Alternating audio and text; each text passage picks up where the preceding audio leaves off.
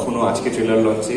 So first of all, thank you to all my friends and my seniors from media houses for turning up today.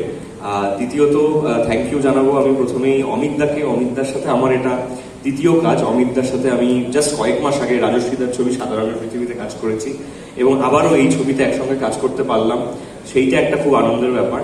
এবং I would my heartfelt thanks to mister Ashok Viswanathan for thinking of me with this role. এই চরিত্রটায় কাজ করতে পারার থেকেও আমার কাছে আনন্দের এবং প্রাপ্তির ব্যাপার যে অশোক বিশ্বনাথনের সঙ্গে কাজ করতে পেরেছি।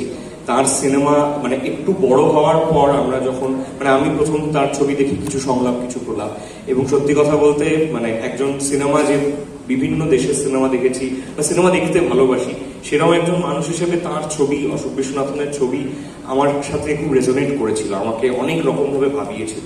সেরকম একজন স্বনামধন্য পরিচালকের ছবিতে অভিনয় করতে পারা, সেই